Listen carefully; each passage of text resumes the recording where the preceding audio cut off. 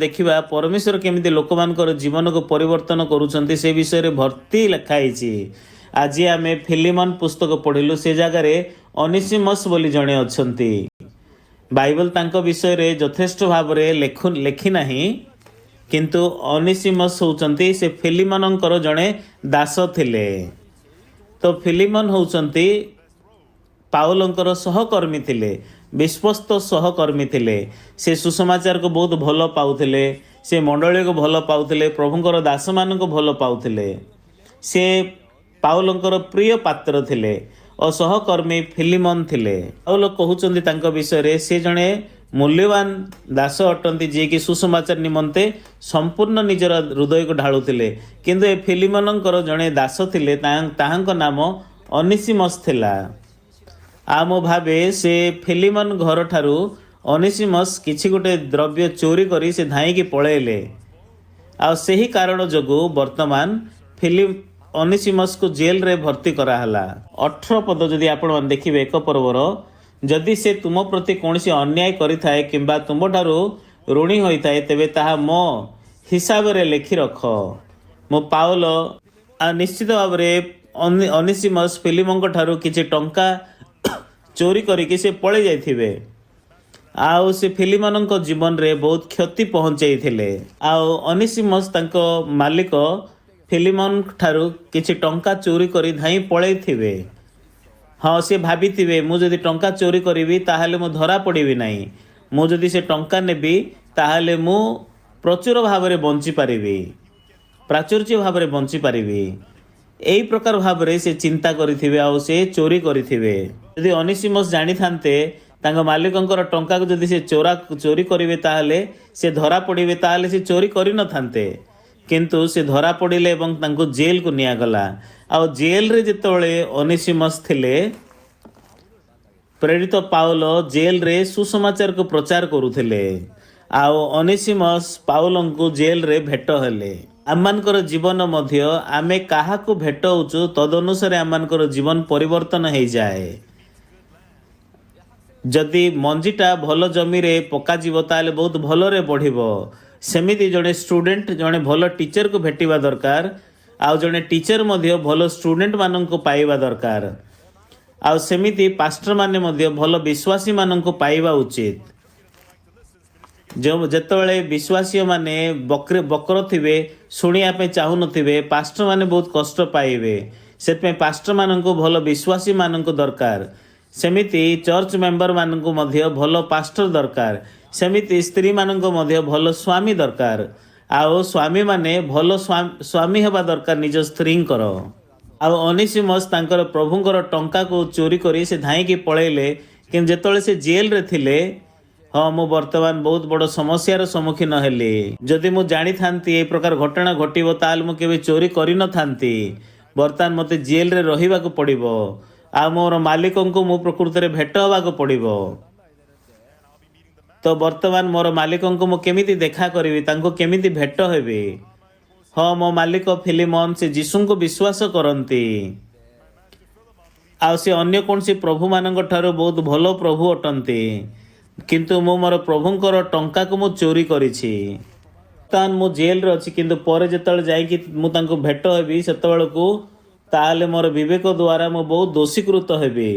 तो मोर प्रभुंकर अन्य दास माने मो विषय रे से कोन चिंता करिवे, ए समस्त चिंता करिकि से तांकर हृदय रे से बहुत हताश हेथिले। आउ जेल रे प्रकार थिला बेलको से पाउलन को भेट हेले। किंतु यह अति आश्चर्य आशीर्वाद अटे। पाउल फिलिमन को भेट हेले, से कौन कहले फिलिमन को, आ पाउल जहाँ को मध्य भेटंतु न कहीं से सुसमाचार को प्रचार कले। जेतबेले आम पास्टर पार को जर्नलिस्ट माने इंटरव्यू करि थांती, से माने अनेक प्रश्न को पचारि थांती। किंतु पास्टर को जे कौन सी प्रश्न पचारंतु न कहीं पास्टर से को केवल सुसमाचार ही प्रचार करती। जेतबेले पाउल देखिले फिलिमन को, हाँ ए लोक बर्तमान ए पर्यंत सुसमाचार को प्रचार ग्रहण करी नाही, मु ओनेसिमस को सुसमाचार प्रचार करिवा दरकार। एमिति जद्यपि मो भूल रे आपण मान को किसी शब्दटा कही थाए, किंतु आपण माने ठीक रे सेटा को बुझंतु। ठीक अछि। ଆଉ ଅନିସିମସ୍ ଭାବିଲେ ତାଙ୍କ ଜୀବନର ସବୁଠାରୁ ଦୟନୀୟ ସମୟ ହେଉଛି ଜେଲରେ ପଡ଼ିଥିବା ସମୟ। ମୋ ମାଲିକଙ୍କର ଟଙ୍କା ମୁଁ ଚୋରି କଲି, ମୁଁ ଯେତେବେଳେ ଦୌଡ଼ି ଯାଉଥିଲି ସେତେବେଳକୁ ଧରା ପଡ଼ିଲି, ବର୍ତ୍ତମାନ ମୁଁ ଜେଲରେ ପକାଯାଇଛି। ଏଇଟା ହେଉଛି ମୋ ଜୀବନର ସବୁଠାରୁ ଦୟନୀୟ ସମୟ। କିନ୍ତୁ ପାଉଲଙ୍କ ଦୃଷ୍ଟିରେ ଆଉ ବର୍ତ୍ତମାନ ସେ ବହୁତ ମୂଲ୍ୟବାନ ସ୍ଥିତିରେ ଅଛନ୍ତି। ଯେହେତୁ ଅନିସିମସ୍ ସିଏ ପାପ କରିଛନ୍ତି, ସେଥିପାଇଁ ତାଙ୍କୁ କହିବା ଦରକାର ନାହିଁ ତୁମେ ଜଣେ ପାପୀ। କିନ୍ତୁ ସିଏ କେବଳ ପାପ କ୍ଷମାର ସୁସମାଚାରକୁ ଶୁଣିବା ଦରକାର ଅନିସିମସ୍, ତେବେ ସେ ପାପରୁ ମୁକ୍ତ ହୋଇପାରିବ। କିନ୍ତୁ ଅନିସିମସ୍ ପାଇଁ ସବୁଠାରୁ ବଡ଼ ସମସ୍ୟା ହେଉଛି ପାପର ସମସ୍ୟା। ସେ ବର୍ତ୍ତମାନ ପାପ କରିଅଛନ୍ତି, ସେ ପାପ ଦ୍ୱାରା ଧରାଯାଇଛନ୍ତି। ଆଉ ସେହି କାରଣ ନିମନ୍ତେ ଅନିସିମସ୍ର ହୃଦୟ ବହୁତ ଅନ୍ଧକାର ଅଛି, ଆଉ ତାଙ୍କର ହୃଦୟରେ ମଧ୍ୟ ସେ ବହୁତ ଯନ୍ତ୍ରଣା ପାଉଛନ୍ତି। କିନ୍ତୁ ପାଉଲଙ୍କ ଦୃଷ୍ଟିରେ ସେ ହେଉଛନ୍ତି ବହୁତ ଉତ୍ତମ ଅବସ୍ଥାରେ ଅଛନ୍ତି ସୁସମାଚାର ଶୁଣିବା ପାଇଁ। ପାଉଲ ତାଙ୍କୁ ପଚାରିଲେ, ପୂର୍ବରୁ ଆପଣ କ'ଣ କରିଥିଲେ? ଆଉ ମୁଁ ହେଉଛି ଜଣେ ଆଶ୍ଚର୍ଯ୍ୟ ମୂଲ୍ୟବାନ ମାଲିକଙ୍କର ଦାସ ଥିଲି। ମୋ ମାଲିକ ଯୀଶୁଙ୍କର ବିଶ୍ୱାସୀ ଥିଲେ। ମୋ ମାଲିକ ବହୁତ ଭଲ ଲୋକ ଥିଲେ, କିନ୍ତୁ ମୁଁ ତାଙ୍କର ସମ୍ପତ୍ତିରୁ କିଛି ଚୋରି କଲି ଆଉ ଦୌଡ଼ିକି ପଳେଇଲି। ଆଉ ମୁଁ ଧରା ପଡ଼ିଲି, ଆଉ ବର୍ତ୍ତମାନ ଜେଲରେ ମୁଁ ପକାଗଲି, ଜେଲରେ ରଖାଗଲି। ପାଉଲ ଫିଲିମନଙ୍କୁ ଭଲରେ ଜାଣିଥିଲେ। ପାଉଲ ହେଉଛନ୍ତି ଜଣେ, ତୁମ ମାଲିକ ଫିଲିମନଙ୍କୁ ମୁଁ ଭଲରେ ଜାଣିଛି। ଆଉ ପାଉଲ ପରେ ଅନିସିମସ୍କୁ ଏ ବିଷୟରେ ଜଣାଇଲେ। କିନ୍ତୁ ତୁମେ ଜାଣିଛ କେଉଁ କାରଣ ପାଇଁ ତୁମେ କେବଳ ପାପ କରୁଛ? ଆଉ ତୁମେ କ'ଣ ପାପ କ୍ଷମା ପାଇବା ପାଇଁ ଚାହୁଁନ କି? ସେଥିପାଇଁ ମୁଁ ପାପ କ୍ଷମା ପାଇବା ଦରକାର କି? ହଁ, ତୁମେ ପାପ କ୍ଷମା ପାଇବା ଦରକାର। ସେମିତି କିଛି ରାସ୍ତା ଅଛି କି? ହଁ, ନିଶ୍ଚିତ ଭାବରେ ବାଇବଲରେ ରାସ୍ତା ଅଛି କହିକି ପାଉଲ ତାଙ୍କୁ ବାକ୍ୟ ପ୍ରଚାର କରିବା ପାଇଁ ଆରମ୍ଭ କଲେ। ଆଉ ପାଉଲ ତାଙ୍କୁ ଆଦି ପୁସ୍ତକର ବାକ୍ୟକୁ ବ୍ୟବହାର କଲେ, ଯାତ୍ରା ପୁସ୍ତକର ବାକ୍ୟକୁ ବ୍ୟବହାର କରି ପାଉଲ ତାଙ୍କୁ ସୁସମାଚାରକୁ ପ୍ରଚାର କଲେ। ମୁଁ ଜାଣିନି ପାଉଲ ଯିଶାୟା ପୁସ୍ତକ ଠାରୁ ପ୍ରଚାର କଲେ ନା ନାହିଁ, କିନ୍ତୁ ଆପଣ ଯଦି ଦେଖିବେ ବାଇବଲରେ, ତାହେଲେ ଯିଶାୟା ନାମକ ଗୋଟେ ପୁସ୍ତକ ଅଛି ବାଇବଲରେ। ଯିଶାୟା ପୁସ୍ତକ 53 ପର୍ବର 5 ପଦ ଯଦି ଆପଣ ଦେଖିବେ ବାକ୍ୟ, ତାହେଲେ ସେ ଜାଗାରେ ଅତି ସ୍ପଷ୍ଟ ଭାବରେ ଲେଖା ହେଇଛି, ସେ ଆମମାନଙ୍କର ଅପରାଧ ନିମନ୍ତେ କ୍ଷତ ବିକ୍ଷତ ହେଲେ, ମାତ୍ର ସେ ଆମ୍ଭମାନଙ୍କର ଅଧର୍ମ ନିମନ୍ତେ କ୍ଷତ ବିକ୍ଷତ ହେଲେ, ଆମ୍ଭମାନଙ୍କର ଅପରାଧ ନିମନ୍ତେ ଚୂର୍ଣ୍ଣ ହେଲେ।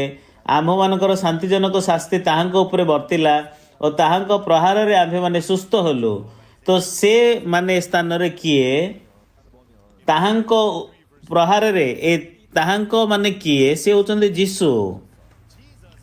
ହଁ, ଆମମାନେ ସମସ୍ତେ ପାପ କରିଅଛୁ, କିନ୍ତୁ ପରମେଶ୍ୱର ପାପକୁ ଘୃଣା କରନ୍ତି।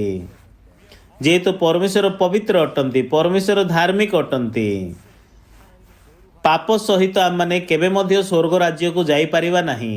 ଯଦ୍ୟପି ଆପଣମାନେ ଅଶିକ୍ଷିତ, ଯଦ୍ୟପି ଆପଣମାନେ ଗରିବ, ତଥାପି ଆପଣ ସ୍ୱର୍ଗ ଯାଇପାରିବେ, କିନ୍ତୁ ପାପକୁ ନେଇକି ଆପଣ ସ୍ୱର୍ଗ ଯାଇପାରିବେ ନାହିଁ। ଯେହେତୁ ପରମେଶ୍ୱର ପାପକୁ ଘୃଣା କରନ୍ତି, ପରମେଶ୍ୱର ପାପକୁ ଘୃଣା କରନ୍ତି, କିନ୍ତୁ ପରମେଶ୍ୱର ପାପୀମାନଙ୍କୁ ଭଲ ପାଆନ୍ତି, ଆଉ ପରମେଶ୍ୱର ପାପୀମାନଙ୍କୁ ଦୟା ଦେଖାନ୍ତି। ପରମେଶ୍ୱର ପାପୀମାନଙ୍କୁ ଉଦ୍ଧାର କରିବା ପାଇଁ ଚାହାନ୍ତି। ସମସ୍ତ ଲୋକମାନେ ପାପ କରିଅଛନ୍ତି। ଲୋକମାନେ ଯେହେତୁ ପାପ କରିଅଛନ୍ତି, କିନ୍ତୁ ମନୁଷ୍ୟ ପାଖରେ ପାପକୁ ପରାସ୍ତ କରିବା ପାଇଁ ବା ପାପର ଯତ୍ନ କରିବା ପାଇଁ, ପାପକୁ ସମାଧାନ କରିବା ପାଇଁ ମଣିଷଠାରେ କୌଣସି ବାଟ ନାହିଁ ବା ଉପାୟ ନାହିଁ। ଏହି କାରଣ ଯୋଗୁଁ ପରମେଶ୍ୱରଙ୍କୁ ହିଁ ଆମମାନଙ୍କର ପାପକୁ ସମାଧାନ କରିବା ଦରକାର। ସେଥିପାଇଁ ପରମେଶ୍ୱର ଯୋଜନା କଲେ ମନୁଷ୍ୟମାନଙ୍କୁ ଉଦ୍ଧାର କରିବା ପାଇଁ। ସେ ରାସ୍ତା ହେଉଛି, ସେ ଯୋଜନା ହେଉଛି ପ୍ରାୟଶ୍ଚିତ। ଯଦି ଆପଣମାନେ ମାଥ୍ୟୁ ପୁସ୍ତକ 28 ପର୍ବର ବାକ୍ୟ ଯଦି ଦେଖିବେ, ତାହେଲେ ଯୀଶୁ ଏ ଜଗତରେ ସେବା କରିବା ପାଇଁ ଆସିନାହାନ୍ତି। ମାଥ୍ୟୁ 20:28 ପଦ। ଯୀଶୁ ଏ ଜଗତକୁ କାହିଁକି ଆସିଲେ? ସେ ଏ ଜଗତକୁ ଆସିଲେ ଯେପରି ମନୁଷ୍ୟ ପୁତ୍ର ମଧ୍ୟ ସେବା ପାଇବାକୁ ଆସିନାହାନ୍ତି, ମାତ୍ର ସେବା କରିବାକୁ ଓ ଅନେକଙ୍କ ପାଇଁ ମୁକ୍ତିର ମୂଲ୍ୟ ସ୍ୱରୂପେ ପ୍ରାଣ ଦେବାକୁ ଆସିଅଛନ୍ତି। ସେଥିପାଇଁ ଯୀଶୁ ଖ୍ରୀଷ୍ଟ ଆମମାନଙ୍କର ପ୍ରଭୁ, ଆମମାନଙ୍କର ସମସ୍ତଙ୍କର ପାପ ଯୀଶୁଙ୍କ ଉପରେ ବର୍ତ୍ତାଇ ଅଛନ୍ତି। जिसाया पुस्तक 53 पर्वर 6 पदरे वाक्य लेखा अछि आम्भे माने समस्ते मेषगण तले विपदगामी होइअछु आम्भे माने प्रत्येक आपण आपण बाट आड़े फेरी अछु आउ सदाप्रभु आम समस्तଙ୍କର अपराध ताहांक उपरे बर्ताई अछंती। ए जगार लेखा अछि आम्भे माने समस्ते मेषगण तुल्य विपथगामी होइअछु आम्भे माने प्रत्येक आपण आपण बाट आड़े फेरी अछु आ सदाप्रभु आम समस्तଙ୍କର अपराध ताहांक उपरे बर्ताई अछंती। ताहांक उपरे माने जीशुंक उपरे परमेश्वर जीशुंक ए जगत को पठाइले आम मानकर समस्तଙ୍କର पाप ताहांक उपरे बर्ताइले सेतपे 6 पद देखंतु ए जगार आम्भे माने दी थर लेखा होई अछि आम्भे माने समस्ते मेषगण तुल्य विपथगामी होइअछु आम्भे माने प्रत्येक आपण आपण बाट आड़े फेरी अछु। अनिसिमस आपणकर पाप मध्य प्रभु ताहांक उपरे जीशुंक उपरे बर्ताई अछंती आ बर्तमान तुमर पाप मध्य जीशुंक उपरे बर्ता जाई अछि। बर्तमान जीशु निष्पापी होई के जगत रे जन्म ग्रहण कले किंतु जीशु क्रूस रे क्रूसार्पित हबार कारण अछि जेहेतु से आमानकर समस्तଙ୍କର पाप को बही अछंती जेहेतु जीशु ख्रीष्ट तुमर पाप मध्य बहन करी अछंती सेही कारण निमंते जीशु को क्रूस रे क्रूसार्पित हबार थिला। काहेकि जीशु ख्रीष्ट क्रूस रे क्रूसार्पित हले प्रथम कोरिन्थिय 15 पद जदि देखिबा ए 55 पद जदि आमे देखिबा प्रथम कोरिन्थिय 15 पर्वर 55 पद जय मृत्यु को ग्रास करियछि रे मृत्यु काहे तोर जय रे मृत्यु काहे तोर नाहुड़ मृत्युर नाहुड़ पाप पापर बल मशा व्यवस्था। जीशु होते ईश्वरंग पुत्र निष्पापी होइकि से जगत को आसिले जीशुंक ठारे कौनसी पाप नाही मृत्युर स्वरटा जीशुंक केबे बिंधी पारिबो नाही किंतु जीशु जेहेतु अनिसिमस तुमर पाप बहन करि अछंती सेही कारण निमंते जहन साक्ष्य दउ अछंती एही देख ईश्वरंग मेष शावक जे जगतर पाप बही नहीं जानती जीशु ख्रीष्ट आपणकर समस्त पाप बहन करि अछंती आउ सेही पापर विचार से क्रूसरे पाई अछंती सेही पापर मूल्य दबा निमंते से क्रूसरे क्रूसार्पित होई अछंती सेही कारण निमंते जीशु तुम निमंते क्रूसरे क्रूसार्पित होई अछंती से आपणर रक्त को बुहाई अछंती आ जीशु जो रक्त क्रूसरे बुहाई अछंती से आपणकर समस्त पाप रो आपण को परिष्कार करि अछंती से आपण निमंते क्रूसरे क्रूसार्पित होई अछंती आ क्रूसरे मृत्युवरण करिला बेलकू जहन पुस्तक 19 पर्वर 30 पदरे से कहि अछंती समाप्त होई अछि। से जगार प्रतिज्ञा रे लेखा अछि सेतेरे जीशु से अम्ल रस पान करी कहिले समाप्त हला और से मस्तक अवनत करी प्राण त्याग कले जेतବେଳେ जीशु क्रूसरे क्रूसार्पित हले सेतबेलकु से कहिले समाप्त हला से आपणकर समस्त पाप क्षमा करी अछंती आपणकर समस्त पाप क्षमा करी अछंती परमेश्वर आ तुमको पापी बोली से डाकु नाहंती परमेश्वर आमानंको समस्तंको धार्मिक बोली डाकु अछंती।